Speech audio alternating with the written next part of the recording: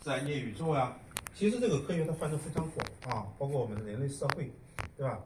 这个都有，还有管理科学都属于科学。最主要的话，我们一定要形成一个知识体系，能够检验、能验证，对吧？不是说你说的有道理，对吧？我想在这个地方就是一个风水宝地，我看到好多名家在做讲座，就是大家在分享的过程中，可能会多少带有一些个人的观点，这个观点呢可能是确凿的啊，经过实验的检验，经过这个同行的这个同行评审，但是还有一些呢，就是有可能是代表自己的暂时的一个结果，所以这个呢就是这个里边我用一个表述，因为我正在上这个课，给我们学校的研究生、全校的研究生上个通识课，他说是可检验的解释，建立在可检验的解释和对客观事物的形式、组织进行预测的有序的知识系统，是已经系统化和公式化的知识，对吧？咱们做研究啊，或者是干什么都要问这个，你有什么科学的道理啊？你的科学原理是什么，是吧？我们都要去刨根问底，追求它的底层逻辑，将特别验证这一点。第二呢，科学知识呢，它和经验不一样，经验往往是代表一个人的他一个主观上的一个看法，而知识呢要尽量的要让这个同行要经过大家的公认，这所以它是有一个漫长的过程。最主要的话呢，我们科学它表达呢一定要严谨，对吧？咱们在这个地方有包括中科院、新医院有4所高等学府，还有深圳大学，应该说5所。那么就主要说你要清晰的表达出来，对吧？现在咱们图书馆很多就是文献，还有一些著作要表达出来，用自然语言或者是用这种数学符号表达出来，表达出来才能把这个进行传播啊，才能去不断的去推陈出新，这是它的一个主要组成部分。其实谈到科学，我们往往想到，因为我是自然科学领域的，往往想到这个我们的自然科学或者叫基础科学，对吧？研究这些宏观上研究这个宇宙啊，微观上我们研究这些是吧分子原子这些细胞。但是呢，这个只是一个层面的东西，它还包括这个技术科学，就是说技术领域它也有它的原理、底层逻辑的关系就是这个呢，不是说科学和技术就是这两个之间是吧？一个就是科学作为理论，技术作为应用，不是技术过程当中也需要有它的这些能沉淀下来的知识体系。在这个这周五今天23号记混就前天咱们那个新一届的这个2院院士是吧？就是工程院和科学院的都公布出来了，对吧？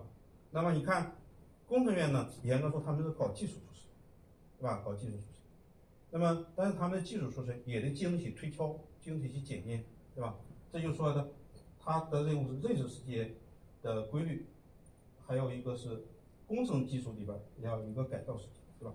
对吧？咱们现在有很多工程的东西，叫科学技术工程的过程当中，它是主要是为了改造，而我们这个基础科学还有这个技术方面偏重于这个去探索、去认知。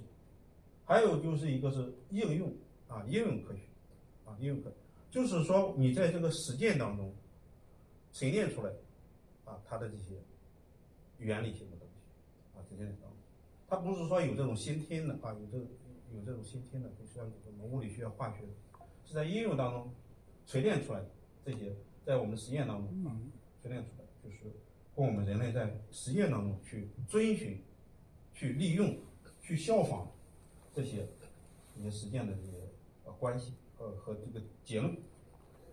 你看这个我就不再赘述了，这个可能大家都非常熟悉，是吧？自然科学、社会科学、思维科学、行为科学、交叉科学，就是这个科学它不是说一旦说科学，大家就想那你就是个理科，那不是这么简单的。你看这个社会科学，咱们的管理科学，咱们这个北大汇丰就在这块，是吧？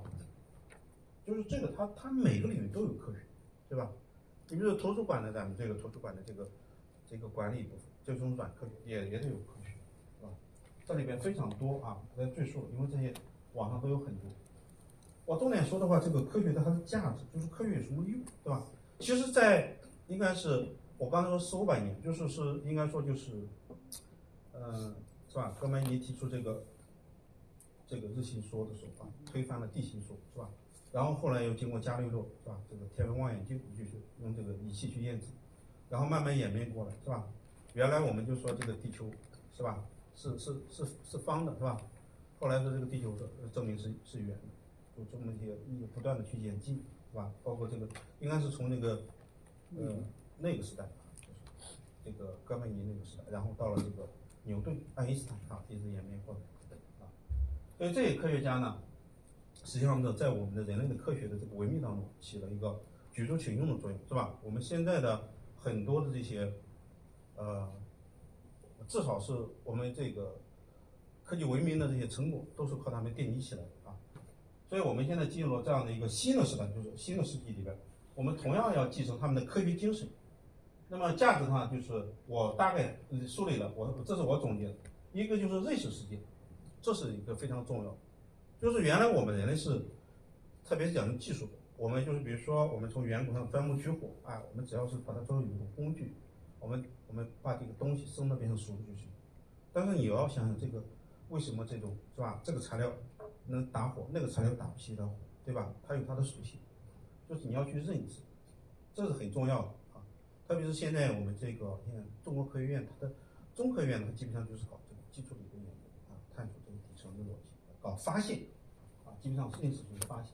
另外一个就是改造世界，那要搞发明是吧？搞发明，那一般都是工程院院士啊，或者获这个技术发明奖的这些，要搞些发明来改造这个世界，是吧？你看我们现在大家能做这个地方，我们现在的这些电子的这个产品都是在发明的方向，为了便民我们的这种交流啊和这种感官的享受。第三个就是要思维这个层面，就是科学的一个价值在思维层面呢，就是相对来说呢，我们在科学上实际上是不断的推陈出新的，没有说一个科学就是它亘古不变啊，就是永远成为这个真理，对吧？不断的在推翻，对吧？这个在我们这个研究过程当中，总是有一个理论诞生，一个理论退出历史舞台啊，不断的一些演进。也就是说，这个演进过程要需要我们的科研工作者啊去质疑它啊。比如说，我们经常按照这个提出科学假设，然后去验证，然后再去推翻，再提出新的假设，再去验证啊，然后得到证实，就这么一个逻辑。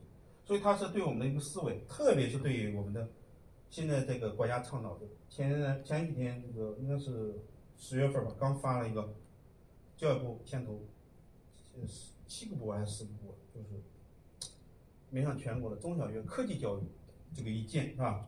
面向全国的啊，这是非常重要。里边就提到了，现在我们在从小学的阶段啊，就要培养这个孩子的这种思维能力，对吧？批判性思维能力、观察能力、体验、观察、体验、观察，还有思维、动手啊，这些都包含里面去。所以这个思维非常重要啊，因为我们现在的随这个大模型阶段，我们的知识。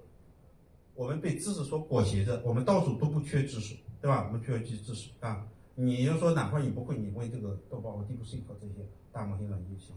但是我们在这个认知确实水平上是有很大的差距。那这个就它的根本原因就是我们的思维是有差异的啊，主要是要激发我们。所以说现在这个时代呢，与其说是我们在 AI 的这种是吧，这种复兴的时代啊，我们与其说是这个躺平，不如说应该内卷。它要求我们不断的去思考，就是说 AI 大模型它的这个输出的一个结果，它的水平啊，也有一些这个什么一些测试是吧？我看这个包括这些官方的说这个达到了什么什么本科生的水平，什么某某方面的测试啊，比如说达到了一个博士生的水平，对吧？比如说像这个编程，对吧？那你在这些能力当中，我们你要去观察它，去评价它的话，你的水平要高于它一筹。所以我们在思维上不断的去精进，你只有超越它，你才能看它的，才能去有资格评价，才能看到它的一些不足之处。第4个就是它的价值就是我们在科学上去发现了，去改造了，我们根本的目标是啥？推进科技文明的这个演化演进，是吧？我们是整个来说，让我们这个至少我们在地球上啊过得更加美好，是吧？更加美好。就还有包括我们的全球的一个应对一些挑战性的问题。你比如说我们的这个公共卫生、传染病传播，对吧？这是非常有挑战性，对吧？这个前几年去北京啊，应该是在这个月初啊，那个就是说有甲流不要脸，对吧？那这个甲流到目前大家还是吧，每到了这个秋冬季就发生。还有咱们的气候变化啊，我是前天来的，然后呢，我这个深圳的这个几个高校的同行说，孙老师你来的真巧啊，这个天气一下转暖了。你们来之前这个天气还冷的要命，说还下雨了。他说你给我们带来了福音了。你像这种天气变化，大家也是面临挑战，特别是在今年在我们像这个北方地区，你比如说我在西安，西安的话天气在长达接近有10多天的41度、42度高温，在进入到9月份之后，长达2个月的不断的下雨，那这个应该是南方的现象。那现在就是气候的变化，这都需要应对挑战。就是我们怎么去认识，这是很重要的。我们来去调控，对吧？人类去规避，但是呢，缓解，因为我们处在这样的一个和整个这个世界的命运共同体在一块儿，是吧？天人合一，我们有时候改变不了，但是我们可以预防预警。所以这个可持续发展非常重要。那么科学呢，实际上呢，它绝对不是万能的，对不对？你想象的我们现在我们人类的这一些与我们经常接触的是吧？科学技术工程，我们还得有信仰，是吧？这些还有文化，还有文化的部分，对吧？我们都是在这些属性里边，我们每天的日常学习工作都是和这些打交道的，对吧？打交道，对吧？我们这个日常的这种行为习惯啊，都是有文化的。那么实际上科学它是有边界的，它是有边界。这里边我总结几个。第一呢，首先科学绝对不是真理啊，不是说这个牛顿提出的就一定，他也是不断的去演进，不断的去去推翻自己。